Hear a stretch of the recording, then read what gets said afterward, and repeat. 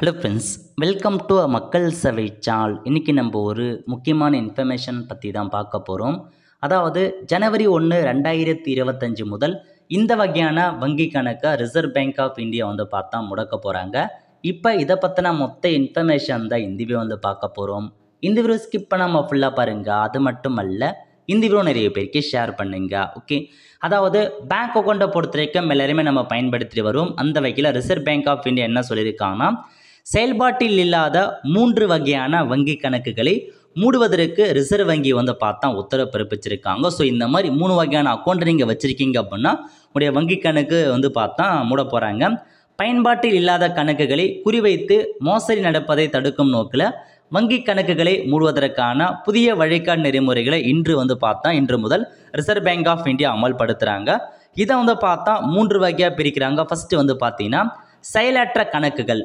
12 மாதங்களுக்கு மேலாக எந்தவித பரிவர்த்தனைகளும் செய்யப்படாத கணக்குகள் செயலற்ற கணக்குகளாக வகைப்படுத்தப்படுகிறது. ஓகே, நீங்கள் 12 மாதமாக உங்கள் பேங்க்கில் எந்த ஒரு டிரான்சாக்ஷனுமே பண்ணாமல் இருக்கீங்க அப்படின்னா உங்கள் பேங்க் அக்கௌண்ட் மூடப்படும் அப்படின்றத மென்ஷன் பண்ணியிருக்காங்க.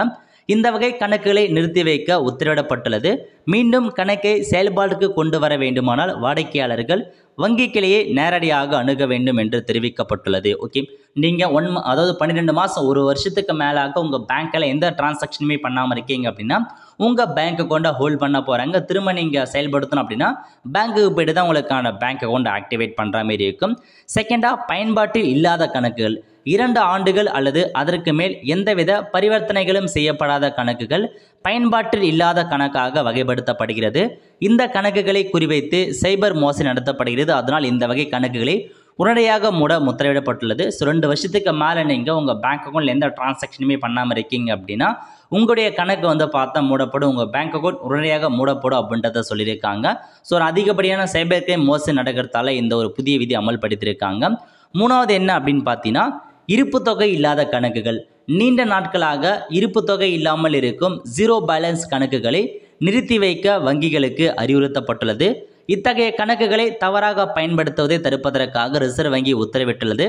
12 மாதங்களாக செயலற்ற முறையில் உங்கள் கணக்கு இருந்தால் உடனடியாக ஒரு பரிவர்த்தனை மேற்கொண்டு வங்கி நடவடிக்கையிலிருந்து தப்பித்துக் கொள்ளலாம் அப்படின்னு சொல்லியிருக்காங்க. ஸோ 3 வகை கேட்டகரியில் உங்கள் பேங்க் அக்கௌண்ட் இருக்குது அப்படின்னா உடனடியாக உங்கள் பேங்க்கில் ஏதாச்சும் ஒரு டிரான்சாக்ஷன் பண்ண பாருங்கள். டிரான்சாக்ஷன் பண்ணவே போதுமானது, உங்கள் பேங்க் அக்கௌண்ட் கரெக்டாக ஆக்டிவேட் ஆகிடும். ஸோ இதை பார்த்தா அறிவிச்சிருக்காங்க. 3 வகையான வங்கி கணக்கு பார்த்தா மூட போகிறாங்க. ஸோ ரொம்ப நாளாக டிரான்சாக்ஷன் பண்ணாமல் இருக்கீங்க, மினிமம் பேலன்ஸு ₹1 கூட அக்கௌண்ட்டில் இல்லாமல் இருக்கீங்க அப்படின்னா உங்கள் பேங்க் அக்கௌண்ட் கண்டிப்பாக பார்த்தா மூடப்படும். ஸோ திரும்ப நீங்கள் ரீஆக்டிவேட் பண்ணுறதுக்கு பேங்க்கில் போய்ட்டு லெட்டர் எழுதி கொடுத்து தான் உங்களால் பண்ண முடியும் அப்படின்றத சொல்லியிருக்காங்க. ஸோ இதாங்க உங்களுக்கான இன்ஃபர்மேஷன். ஸோ இந்த 3 வகையான பேங்க் அக்கௌண்ட் ஏதாச்சும் உங்ககிட்ட இருக்குது அப்படின்னா நீங்கள் உடனடியாக போயிட்டு அக்கௌண்ட்டில் பேலன்ஸ் போட்டு டிரான்சாக்ஷன் பண்ணி அந்த அக்கௌண்ட்டை நீங்கள் திரும்ப பெற பாருங்கள்.